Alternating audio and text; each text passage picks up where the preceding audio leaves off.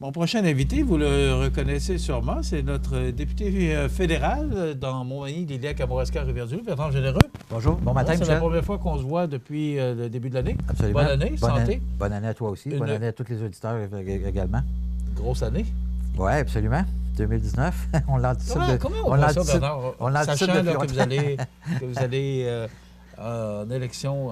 D'abord, est-ce que vous confirmez que vous serez là pour la prochaine élection? Oui, absolument. Je suis déjà candidat pour le Parti conservateur depuis le mois d'août dernier, je pense. Là.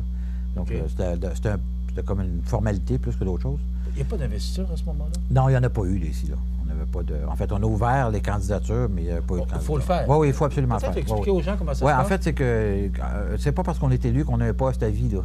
Donc, il faut passer par un processus d'investiture qui, lui, dure à peu près 3 semaines, je pense, 2 ou 3 semaines.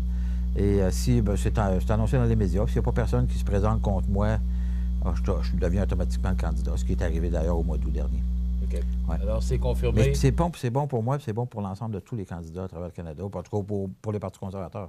Les libéraux, des fois, le bureau du premier ministre s'en mêle un peu, là, mais de façon générale, c'est assez comme ça que ça se passe. Là. Mais je vous pose la question juste pour bien comprendre. Si une personne avait voulu se présenter conservateur dans le comté, on aurait fait campagne. Vous auriez été obligé d'aller en investiture ou comme vous êtes élu, il n'y a pas de... Non, je serais allé en investiture. Puis la personne aurait pu vendre des cartes de membres, moi aussi. Il y aurait eu un vote de l'ensemble des membres. C'est les membres qui auraient voté. D'ailleurs, c'est arrivé. Dans le Parti conservateur, il y a au moins 3 personnes qui étaient dans la course à la chefferie. Brad Trust, Kelly Leach. Ils ont été... Kelly Leach avait annoncé qu'elle partait. Mais Brad Trust a été battu dans son comté par un autre candidat qui va se présenter à sa place aux prochaines élections. Donc, son mandat de député termine le 31 octobre. Donc, il va y avoir quelqu'un d'autre qui va se présenter, qui va faire l'élection dans ce comté-là. C'est vraiment particulier. Quand on y pense, c'est toi qui es le député, mais c'est quelqu'un d'autre qui fait campagne à ta place. Mais c'est comme ça, la démocratie. La démocratie, elle est aussi à l'intérieur même des partis. Puis je prends la CAQ au Québec, le premier ministre a choisi ses candidats parce que c'est un nouveau parti. Mais je ne suis pas sûr que la prochaine élection, il n'y a pas des gens qui voudront lever la main et dire « ça m'intéresserait d'y aller, moi, alors ». Ils vont peut-être laisser l'ouverture des investitures plus que la dernière fois où lui a choisi les candidats parce qu'il était dans un démarrage de parti. Là. Les partis libéraux, conservateurs, ça fait longtemps que ça existe. Là, donc, il y a des processus. Puis je pense que démocratiquement, à l'intérieur même des associations, qui sont représentés par des membres. Nous aussi, on est monté jusqu'à 400 membres. Actuellement, on doit être autour de 150 membres environ actifs. Là. Mais c'est pas parce que les gens ne sont pas membres qu'ils ne sont pas conservateurs ou pas libéraux.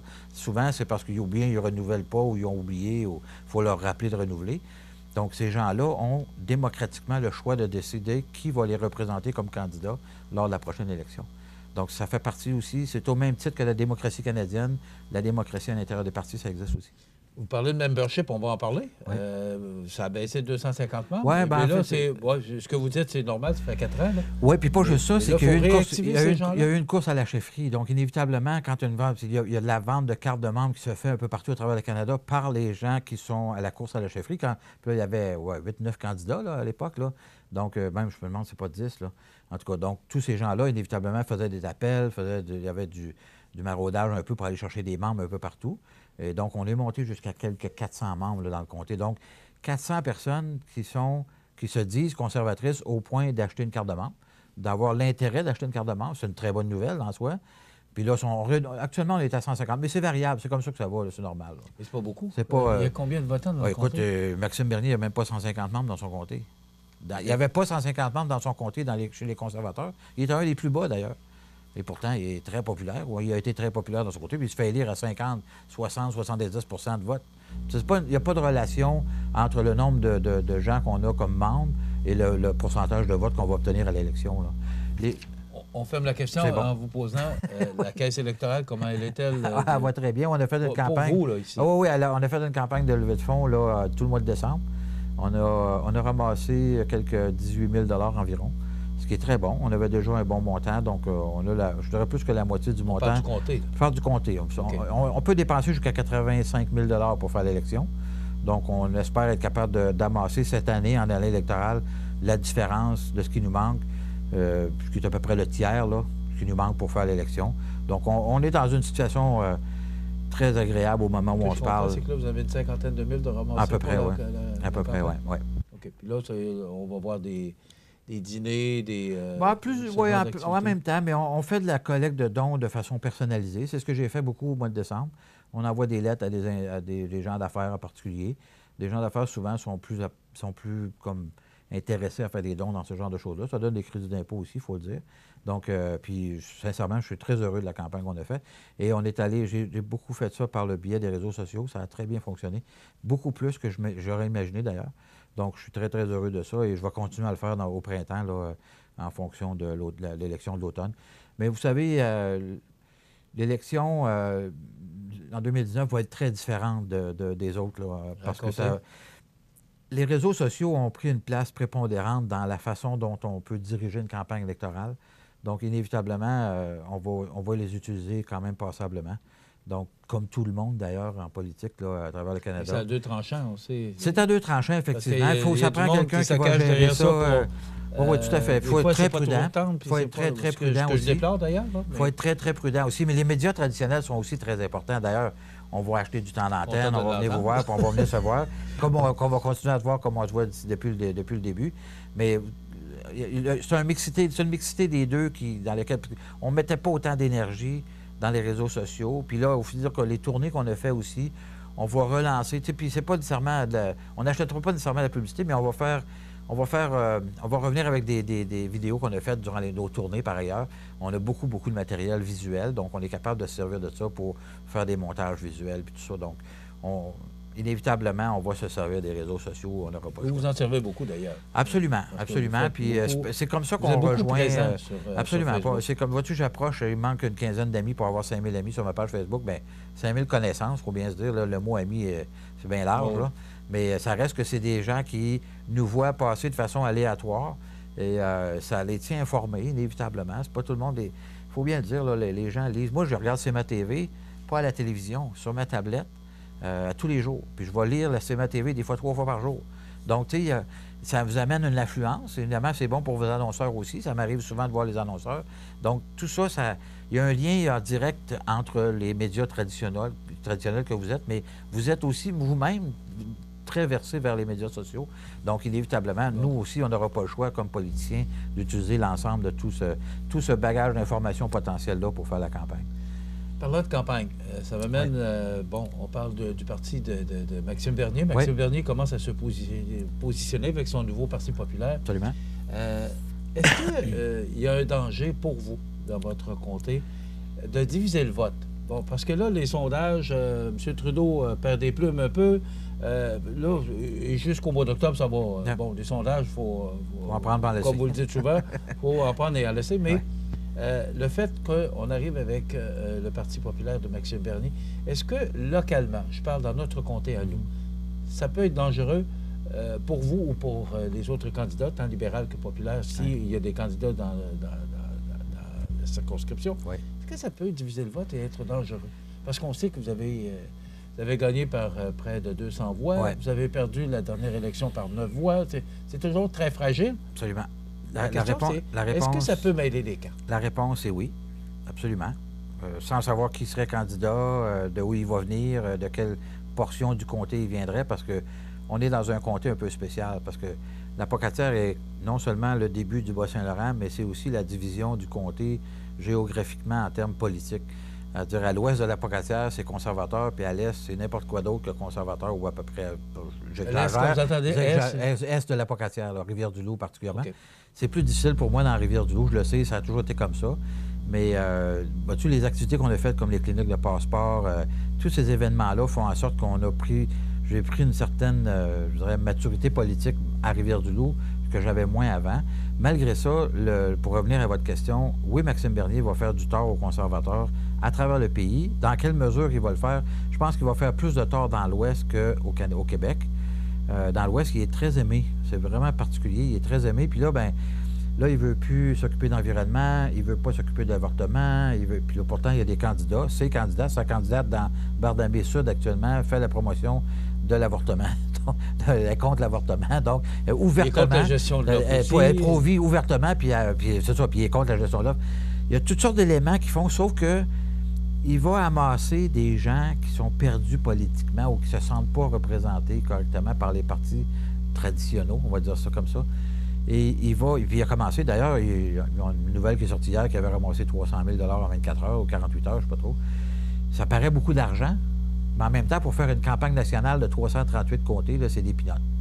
La réalité, c'est que dans le dernier trimestre c'est 3 mois, dans le dernier trimestre, les conservateurs ont ramassé 17 millions. Donc, okay. on est loin du 300 000.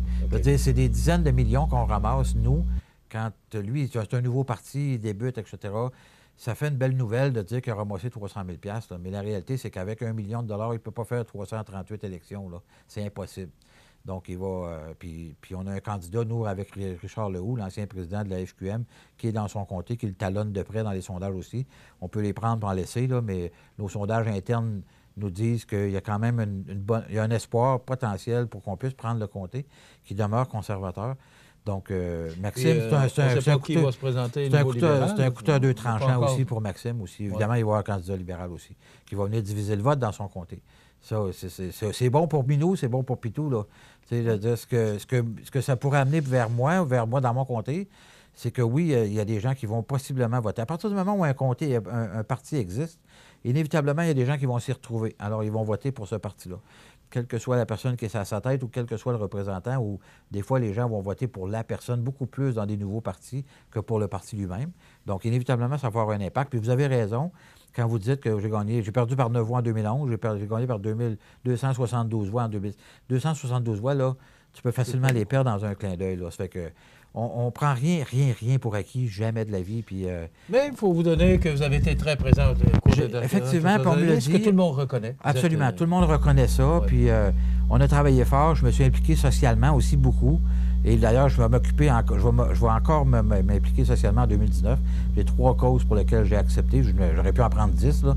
J'ai pris 3 causes pour lesquelles j'ai dit oui, parce que je ne veux pas avoir l'impression que les gens, que j'achète d'acheter mes votes avec mes implications sociales, c'est pas ça le but. De toute façon, il faut que je me garde du temps pour faire l'élection, parce que la réalité, même si c'est une élection à date fixe et que l'élection va durer 35 jours, va partir autour du 15 septembre, pardon, on va être en élection à partir du 23 juin. C'est ça la réalité, là.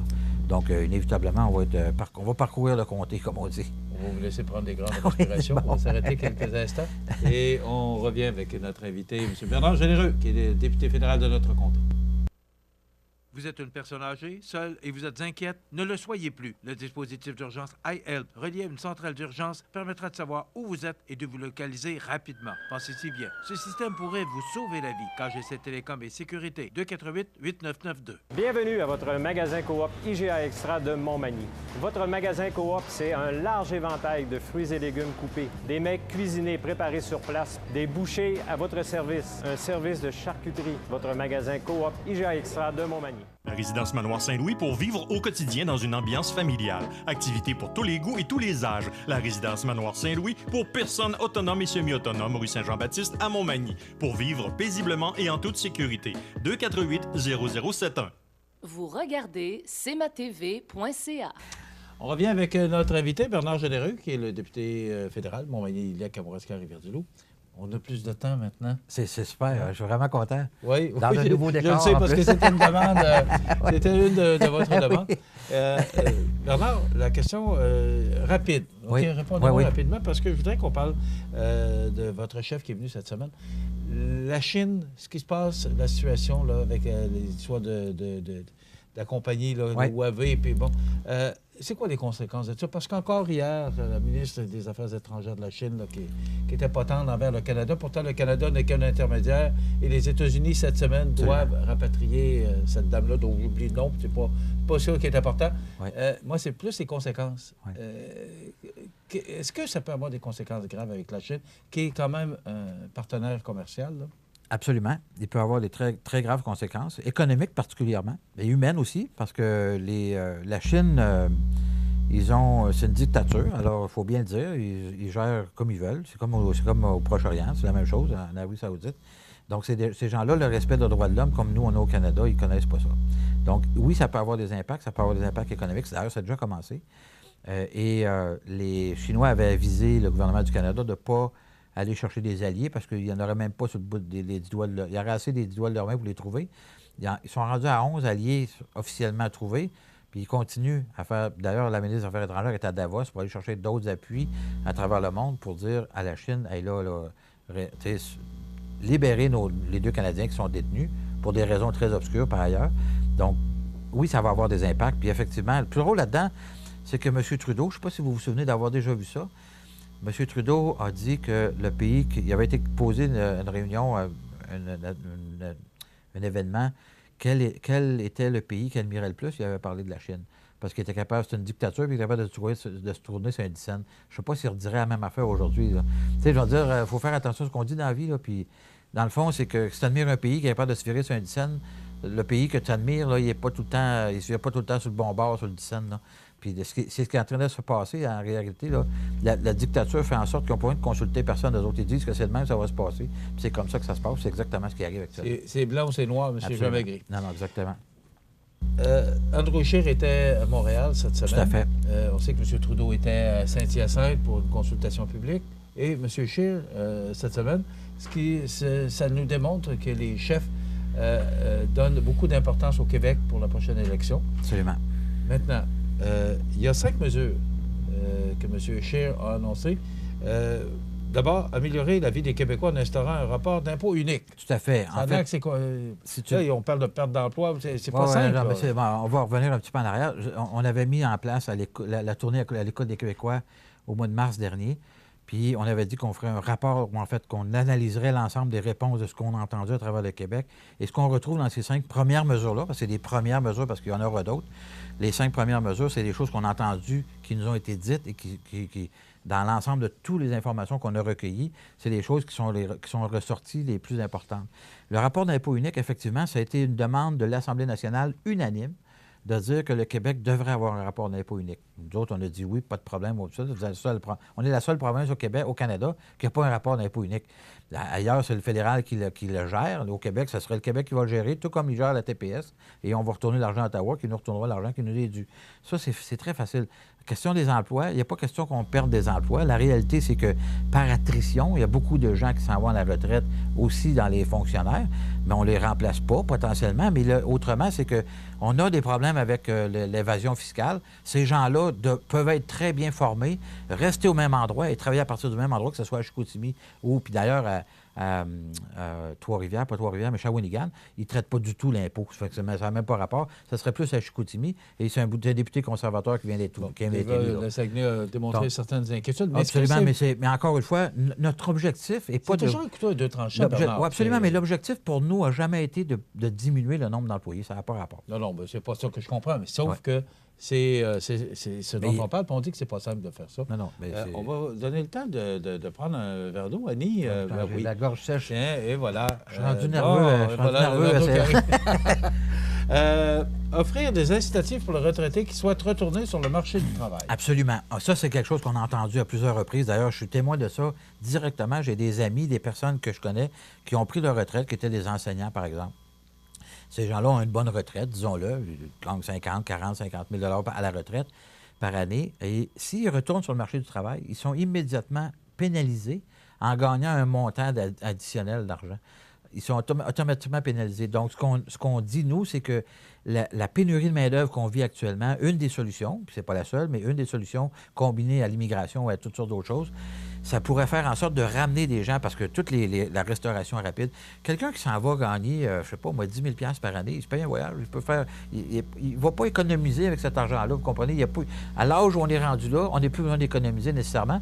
Ça nous donne c'est un petit plus, là, puis ça nous permet de faire des achats, de gâter nos proches. C'est de l'argent qui va retourner automatiquement dans l'économie. Donc, c'est pour ça qu'on dit que ce serait important qu'on puisse mettre des incitatifs. Si ce n'était pas qu'une braquette d'impôts non imposables, ça pourrait être ça aussi, mais d'autres formes d'incitatifs pour permettre aux gens de retourner au marché du travail, de gagner un certain montant d'argent, mais de ne pas être pénalisés. Okay. Et ça, je vais vous dire, c'est une mesure qui va faire... des réponses un petit peu plus rapides, parce que le temps passe vite. Respecter le Québec... On est pas jusqu'à 11h, ça finit pas à 11h, l'émission? Non, mais on pourrait faire jusqu'à midi, puis je pense qu'il n'y aurait pas de problème. Respecter le Québec en octroyant plus d'autonomie à la province en matière d'immigration. Absolument. Puis le premier ministre Legault le demande. Ils veulent avoir le libre champ pour décider comment ils vont gérer l'immigration au Québec. Et déjà, le Québec a annoncé qu'il faisait on a déjà plusieurs avantages par rapport aux autres provinces. On en veut encore plus et on est prêt à s'asseoir avec eux, avec le Québec, pour dire qu'est-ce que vous voulez exactement, puis oui, on va vous l'accorder. il faut comprendre hein, qu'au Québec, on est on est un petit noyau dans toute l'Amérique du Nord francophone. Et je pense que, puis le premier ministre du Québec était à Paris hier, on veut encore plus de francophones. Ce qu'on a besoin, c'est des gens qui vont être capables d'embarquer sur le marché du travail automatiquement quand ils arrivent ici. C'est ça la réalité. On a besoin que ces gens-là soient capables d'intégrer la vie sociale et économique de notre province. C'est ça qu'il faut qu'il y ait. Il y a des premiers ministres qui ne nous aident pas, dont celui de l'Ontario. Exactement. Mettre fin à des versements d'eau usée dans les cours d'eau. Écoutez, ça, c'est toute une commande. Oui, mais ça, on s'en est fait parler de façon incroyable. Même à Rimouski, je m'en suis fait parler, puis c'est pas Rimouski qui jette de l'eau dans le fleuve, là, c'est Montréal, Québec et Trois-Rivières et compagnie. Mais ces gens-là ont besoin de sommes d'argent pour les infrastructures, pour améliorer leur équipement, pour traiter leurs eaux usées. Donc, on va faire un programme spécial exprès pour ça, pour les municipalités, pour s'assurer qu'un jour, ça va tout arrêter. Ça va prendre un certain temps, on s'entend, tu ne peux pas faire ça du jour au lendemain, mais il y a quand même... Puis on parle d'environnement, là.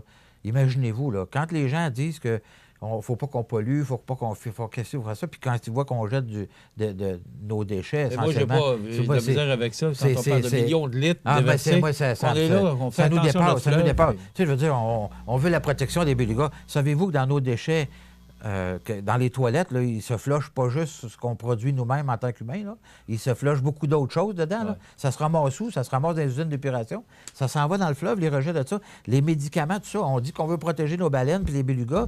Bien, on les envoie des milliards de litres de mauvaise eau, il faut bien le dire.